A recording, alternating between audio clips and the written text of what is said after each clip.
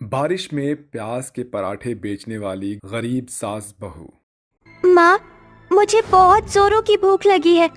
तुम खाना कब बनाओगी माँ? पिंकी बेटी, थोड़ी देर और इंतजार कर ले। जैसे ही तेरे पिताजी पैसे लेकर आएंगे, मैं तेरे लिए खाना बना दूंगी। ललिता बार बार दरवाजे की ओर देख रही होती है। काफी देर होने के बाद पिंकी भूख से सो जाती है। ये परेशानी हर गरीब के घर की होती है। कभी अमीरों के आगे गिड़गिड़ाती है तो कभी कभी परिवार का पेट पालने के लिए कम पैसों में काम करता है। विनोद की जिंदगी भी ऐसी ही थी। विनोद देर रात को राशन लेकर घर आता है। विनोद, अब आया है तू। पिंकी खाना मांगते मांगते भूखे ही सो गई और बहू भी गर्भवती है। उसका ज्यादा देर तक भूखा रहना ठीक नहीं।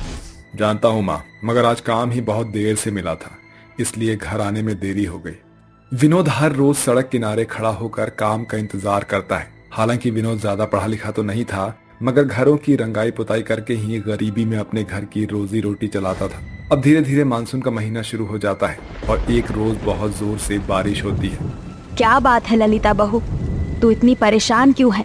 माँ जी, देखिए ना, बाहर कितनी जोर से बिजली चमक रही है और बारिश भी कितनी हो रही है। ये अभी तक नहीं आए। भगवान ये जहाँ भी हो ठीक हो। विनोद भूखे प्यासे सड़क किनारे खड़ा बारिश में भीगता हुआ अभी काम का इंतजार कर रहा होता है। दिन ढलने को आ गया, मगर अभी तक एक पैसे नहीं कमाया। भगवान मेरी मदद करो। तभी अचानक एक अमीर आदमी भी विनोद के पास आता है। अरे सुन जरा, मेरे घर का आउटसाइड बाउंड्री पेंट करना है, कर देगा? जी साहब, कर दूंगा। विनोद के आगे बढ़ते ही वो अमीर आदमी उसे गाड़ी में बिठाकर घर लाता है। देख, ये पूरा एरिया पेंट होना चाहिए। मगर साहब जी, इतनी बारिश में ये ऊंची दीवार कैसे पेंट होगी? वो तू सोच, अगर तू ये पोर्शन पेंट कर देगा तो मैं तुझे 1500 रुपये दूंगा। रंगाई पुताई के काम में विनोद को पहली बार 1500 रुपये मिलता देखकर वो गरीब लालच में आकर हाँ कर देता है और ऊंचाई पर लटक कर पेंट करने लगता है। तभी तेज आंधी तूफान और बरसात से छत से बंधी रस्सी टूट जाती है और विनोद हमेशा हमेशा के लिए दुनिया से चला जाता है। विनोद के जाने के बाद गरीब सास बहू की जिंदगी में कई परेशानियां खड़ी हो जाती है। पता नहीं भगवान सारे दुख हम गरीबों को ही क्यों देता है। एक गरीब की जिंदगी की कोई कीमत नहीं। माँ जी, अब घर चलाने के लिए हमें कुछ करना होगा। माँ, मुझे बहुत भूख लगी है। तुम कहाँ जा रही हो? पिंकी बेटी, माँ तुम्हारे लिए खाना लेने जा रही है, ठीक है? ये कहकर ललिता और सरला काम ढूंढने निकल जाती है और गरीबी से लाचार होकर सब्जी मंडी में सफाई करने लगती है। तभी ललिता देखती है कि एक व्यापारी सड़े गले प्याज को छांटकर जमीन पर फेंक रहा होता है। माँ जी, आप ठहरिए, मैं अभी आई। ललिता उन प्याजों को एक पॉलिथीन में भर लेती है। वहीं मंडी में झाड़ू लगाने के बाद सरला को 50 रुपए मिलते हैं, जिससे वो आटा खरीद कर घर लाती है। बहू, आखिर तू इन सड़े गले खराब प्याज का क्या करेगी? बताती हूँ माँ जी, थोड़ा इंतजार कीजिए। ललिता जल्दी से उन खराब प्याज के सही हिस्से को काट लेती है और नमक मिर्च अजवाइन प्याज में मिलाकर आटा गूंथ कर गर्मा गर्म प्याज के पराठे बनाकर अपनी सास और बेटी पिंकी के आगे परोसती है। ललिता के बनाए प्याज के पराठे पिंकी और सरला को बहुत ज्यादा पसंद आते हैं। वाह माँ, आपने कितने स्वादिष्ट प्याज के पराठे बनाए हैं। सच में बहू, ये प्याज के पराठे इतने स्वादिष्ट है कि इंसान पेट भर कर खाए। माँ, मेरी मानो तो आप प्याज के पराठे का ठेला लगा लो। गरीब सास बहू को पिंकी का सुझाव ठीक लगता है, जिसके बाद वो उधार आटा और मंडी से फेंके हुए प्याज को चुनकर घर लाती है और उन्हें साफ करके स्वादिष्ट प्याज के पराठे बनाकर फुटपाथ पर अपने प्याज के पराठे का ठेला लगाने लगती है। गर्मा गर्म प्याज के पराठे ले लो, करारे सस्ता प्याज के पराठे, 10 रुपए में 2 प्याज के पराठे। आओ आओ और खाओ गरीब सास बहू का बनाया सस्ता नाश्ता, गर्मा गर्म प्याज का पराठा। कुछ देर के बाद इक्के दुक्के ग्राहक प्याज का पराठा खाने के लिए गरीब सास बहू के ठेले पर आते हैं। अरे ओ बहन जी, जरा जल्दी से 2 गर्मा गर्म प्याज का पराठा तो दे देना। अभी देती हूँ। ललिता जल्दी से गर्मा गर्म प्याज के पराठे बनाकर देती है और सरला जल्दी से उसे एक प्लेट में ग्राहक को परोसती है, जिसे खाकर ग्राहक बहुत ज्यादा खुश होते हैं। वाह भाई वाह, इन प्याज के पराठों का तो कोई जवाब ही नहीं है। गरीबों के लिए कम पैसों में एकदम सस्ता नाश्ता है ये प्याज के पराठे। बहन जी, 2 प्याज के पराठे और दे दो। ये लो भाई साहब। पहले दिन दोनों गरीब सास बहू को प्याज के पराठे बेचकर 50 रुपए की कमाई होती है। माँ जी, प्याज के पराठे बेचकर बस 50 रुपए की कमाई हुई। ऐसे में हम क्या बचाएंगे और क्या खाएंगे? बहू, अभी हमारे इस प्याज पराठे व्यापार की नई शुरुआत है। धीरे धीरे ग्राहक बढ़ने लगेंगे, विश्वास रख। अगले दिन दोनों सास बहू फिर से फुटपाथ पर प्याज के पराठे का ठेला लगाती हैं। तभी ग्राहकों की भीड़ उनके ठेले पर जम जाती है। अरे अम्मा, जरा 2 ठो प्याज के पराठे तो खिलाना। देती हूँ बेटा। 4 प्याज के पराठे मुझे भी देना बहन जी। कुछ ही दिनों में प्याज के पराठे का जादू ग्राहकों के जुबान पर छा जाता है। मगर बारिश की वजह से सास बहू के ठेले पर प्याज के पराठे खाने वाले ग्राहक अब घटने लगते हैं। वो लगातार कई दिन तक भूखी प्यासी बारिश में प्याज के पराठे का ठेला लगाती है। माँ जी, जब से बारिश होना शुरू हुई है हमारा जमा जमाया व्यापार ठप हो गया है। कोई भी ग्राहक हम गरीब सास बहू के प्याज के पराठे खाने नहीं आ रहा। अब शायद हमें अपने प्याज के पराठे का ठेला बंद करना होगा।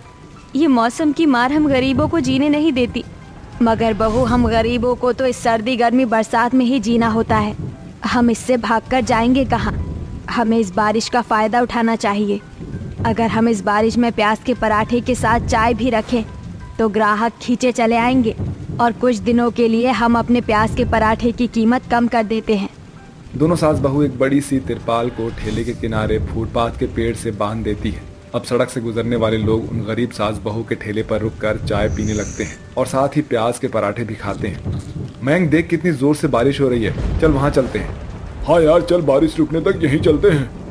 कहिए साहब जी, क्या दूं? 2 चाय ले आइए प्लीज। रोहित, देखना पराठे की बहुत अच्छी खुशबू आ रही है। मुझे तो भूख लग गई है। आंटी, ये पराठे भी लेते आना। जैसे ही दोनों गरीब दोस्त सास बहू के स्वादिष्ट प्याज पराठे खाते हैं तो कहते हैं, वाह आंटी, ये प्याज के पराठे तो बहुत ही डिलीशियस हैं। स्पेशली इस बारिश में तो इन प्याज के पराठों का स्वाद ही अलग मजा दे रहा है। 2 पराठे और दे दो। हाँ, ये लो। दोनों सास बहू ऐसे ही हर रोज बारिश में सुबह से रात तक प्याज के पराठे बनाकर बेचती हैं और अपना पेट पालती हैं। बहू, तू सारा दिन प्याज के पराठे बनाने में ही लगी रहती है। तू अपना भी ख्याल रखा कर। पहले थोड़ा खा लिया कर। तू गर्भवती है। ऐसी हालत में तेरा ज्यादा देर तक भूखा रहना ठीक बात नहीं। मेरी मान तो अब तू पिंकी के साथ घर पर ही रहकर आराम कर। तेरी गरीब सास की बूढ़ी हड्डियों में अभी बहुत जान बाकी है। मैं अकेली ही प्याज के पराठे का व्यापार चलाऊंगी। नहीं माँ जी, मैं सारा बोझ आप पर नहीं डाल सकती और अपने बच्चों को अच्छी जिंदगी देने के लिए, उनके भविष्य के लिए मेहनत तो करनी ही है। मैं ठीक हूँ और अपना और अपने होने वाले बच्चे का ख्याल भी रख लूंगी। गरीब गर्भवती लाचार बहू गर्भावस्था में 90 महीने के आखिरी दिनों तक अपनी सास के साथ बारिश में प्याज के पराठे बेचती है और कुछ दिनों बाद एक बेटे को जन्म देकर फिर से पूरी मेहनत से प्याज के पराठे बनाकर बेचने लगती है। दोनों सास बहू अपने प्याज के पराठे के स्वाद से बहुत मुनाफा कमाती हैं और अपने रहने के लिए एक पक्का घर भी बना लेती हैं और आखिर में प्याज के पराठे का ठेला लगाना बंद करके एक बड़ी प्याज पराठे वाली रेस्टोरेंट खोल लेती हैं। इस कहानी में हमें सरला और ललिता की गरीब जिंदगी से ये सीख लेनी चाहिए कि हालात चाहे जैसे भी क्यों ना हो, उनसे हार नहीं मानना चाहिए, बल्कि सामना करना चाहिए और सफलता प्राप्त करना चाहिए। प्रकाश की पहली शादी अवनी से हुई थी, जो कि छोटी सी अंबिका को जन्म देने के बाद चल बसी थी। उसकी देखभाल करना प्रकाश के लिए आसान नहीं था, इसीलिए वो कुछ ही महीनों बाद ऐश्वर्या नाम की लड़की से शादी कर लेता है। ऐश्वर्या बहुत घमंडी थी, फिर भी उसने प्रकाश के कहने पर अंबिका का ख्याल रखा, उसे अपनी बेटी की तरह पाला। लेकिन जब वो खुद गर्भवती होती है तो वो अंबिका से अपना ध्यान हटा लेती है और अपनी बेटी पारुल के आने के बाद बस अपनी बेटी का ही ख्याल रखती थी। अरे मेरी राजकुमारी, ले खिचड़ी खा ले। अब तो मेरी बेटी के छोटे छोटे दांत भी आ गए हैं, है ना मेरी पारुल बेटी? शक्ल में तो बिल्कुल तुम पर गई है ऐश्वर्या पारुल बिटिया। पापा, मम्मा, मैं छोटी बहन के साथ खेल लूं? नहीं नहीं, तुम पारुल से दूर रहो, काली हो, पता चले मेरी गोरी सी बेटी को भी तुम काला कर दो। अरे ऐश्वर्या, ये तुम कैसी बातें कर रही हो? 5 साल की बच्ची से कोई ऐसे बातें करता है क्या? अजी, मुझे माफ कर दीजिए, मेरा वो मतलब नहीं था, लेकिन मैं नहीं चाहती कि अंबिका बेटी की तरह मेरी बेटी काली हो जाए, इसीलिए मैं बस थोड़ी दूर रखना चाहती थी। अरे पागल हो तुमने इसे पाला है तो क्या तुम काली हो गई थी क्या? कैसी बातें करती हो तुम भी ऐश्वर्या? पापा, क्या मैं अपनी छोटी बहन को गोदी में नहीं ले सकती? बेटा, ऐसी कोई बात नहीं है, ले सकती हो तुम। आओ सोफे पर बैठ जाओ ऊपर पैर करके। ये कलोटन समझती क्या है खुद को? इसकी परछाई तो मैं अपनी गोरी बेटी पर बिल्कुल भी नहीं पड़ने दूंगी। फिर प्रकाश अपनी बड़ी बेटी अंबिका को छोटी सी पारुल गोद में देता है। दोनों बहन खिलौने से आपस में खेलने लगती हैं। ऐसे ही वक्त गुजरता है। प्रकाश की दोनों बेटी बड़ी हो जाती हैं। ऐश्वर्या के साथ साथ अब पारुल भी अंबिका से नफरत करने लगती है, क्योंकि बड़ी होने के साथ साथ उसके बाल भी बड़े और खूबसूरत हो जाते हैं। अंबिका काली थी और सौतेली भी, इसीलिए ऐश्वर्या प्रकाश के पीछे उस पर अत्याचार करती थी और घर के सारे काम उससे ही करवाती थी, जिस वजह से अंबिका डरी और सहमी हुई रहती थी। फिर एक दिन प्रकाश अपनी दोनों बेटियों के लिए घड़ी लेकर आता है। ये पापा आ गए। अरे पापा, आप कुछ लाए हो, जरा दिखाओ। हाँ हाँ दिखाता हूँ पारुल बेटा, जल्दी से आओ, तुम दोनों के लिए कुछ है। क्या लाए हो पापा? देखो, तुम दोनों के लिए महंगी वाली घड़ी लेकर आया हूँ। बस कलर अलग है ताकि तुम लड़ो नहीं। वाओ, ब्लैक वाली घड़ी मेरी है। नहीं पापा, ये मेरी है, मुझे पसंद आया है ये वाला कलर। नहीं पापा, ब्लैक कलर की घड़ी मुझे पसंद है, ये बहुत क्लासी लुक है। और वैसे भी इस कलूटन पर काली घड़ी अच्छी नहीं लगेगी, क्योंकि ये इसके काले हाथों पर दिखेगी ही नहीं। मैं गोरी हूँ, मुझ पर अच्छी लगेगी। पारुल बिटिया ठीक कह रही है, आप ये घड़ी पारुल को ही दे दीजिए। वैसे भी अंबिका के हाथ पर वाइट वाली घड़ी अच्छी लगेगी और उसके काले हाथों पर दिख जाएगी। माँ, मैं काली घड़ी पारुल को ही दे रही हूँ, लेकिन आप मुझे बार बार ऐसा क्यों बोलती हैं? हम जैसे लोगों की जिंदगी नहीं होती क्या? पारुल मेरी छोटी बहन होकर मेरे साथ ऐसा करती है, बाहर मेरा मजाक उड़ाती है। क्या पारुल, ये सब मैं क्या सुन रहा हूँ? तुम अंबिका के साथ ऐसा बर्ताव करती हो। और ऐश्वर्या, मैंने तुम्हें कितनी बार समझाया, अपनी बड़ी बेटी के साथ ऐसा व्यवहार मत करो। मैं नहीं चाहता कि दोनों में सौतेला व्यवहार दिखे। पापा, आप इसके मगरमच्छ वाले आंसू पर मत जाओ। ये तो चाहती है कि आप मुझे डांटो मारो, ये सब कह कर। मुझसे तो आप प्यार ही नहीं करते। सारा प्यार बस अंबिका को ही करो, मैं तो कुछ हूँ ही नहीं। ऐसी कोई बात नहीं है पारुल बेटा, मैं तुम दोनों से बराबर का प्यार करता हूँ। अरे मैं भूल गया था अंबिका बेटा, तुम्हारे बाल बड़े हैं ना, मैंने देखा था कल क्लेचर टूट गया था। ये लो, तुम्हारे लिए क्लेचर का पैकेट लाया हूँ, तुम्हारे लंबे बालों में अच्छा लगेगा। तुम दोनों घड़ी अपनी पारुल को दे दो। ले पारुल, और ये 2 क्लेचर भी तू ले ले। मैं क्या करूंगी इतने सारे का? तू अपने आप को ज्यादा मत बन, समझी? पापा, आप उसके लिए 2-2 चीज लेकर आए, और वो भी इसके लंबे बालों के लिए। मेरे तो लंबे बाल है नहीं। आपको बस अपनी काली बेटी ही पसंद है, मैं तो पसंद ही नहीं हूँ आपको। रोते हुए पारुल अपने कमरे में चली जाती है। खुश हो गए आप अपनी बेटी को दुखी करके? और तू काली कलूटी, तू तो सौतेली है और वही रहेगी। ऐसा बोलकर ऐश्वर्या पारुल को मनाने चली जाती है। माँ, एक तो वो काली है, ऊपर से उसके लंबे बाल। मन तो कर रहा है उसके बालों को जला दूं। चिंता मत कर, तू ऐसा चाहती है तो मैं यही करूंगी उस सौतेली बेटी के साथ, कलूटी कहीं की। अगले दिन प्रकाश ऑफिस चला जाता है। तब देर से खाना लाने पर ऐश्वर्या को गुस्सा आता है और रसोई में जाकर अंबिका के बालों को पकड़ लेती है। क्यों रे कल्लो माई, तेरे हाथों में मेहंदी लगी है या पैरों में लगवा कर बैठी है? घड़ी में 10 बज रहे हैं और तूने अभी तक नाश्ता नहीं लगाया। अभी बताती हूँ, ज्यादा ही अपने लंबे बाल लहराती रहती है ना, निकम्मी कहीं की। माँ, मुझे बालों में बहुत दर्द हो रहा है, प्लीज माँ मेरे बाल छोड़ दीजिए, मेरे बाल नाजुक हैं, टूट जाएंगे। देख रहे हो मम्मी, आपको भूख लग रही है तो खाना खाने में देर हो गया, ऊपर से अपने बालों की पड़ी है इसको। किसके बाल टूट जाएंगे? अभी तेरे होश ठिकाने लगाती हूँ मैं। माँ, मुझे सच में बालों में बहुत दर्द हो रहा है, मैं बस आपका खाना ला ही रही थी, छोड़ दीजिए मुझे। लंबे बालों वाली चुड़ैल, छोड़ दिया तुझे मेरे लिए। साथीली बेटी को कितना भी अपना बना लो ना, रहती वही है। बिल्कुल सही कहा माँ आपने। रोते रोते अंबिका टेबल पर दोनों माँ बेटियों के लिए खाना लगाती है।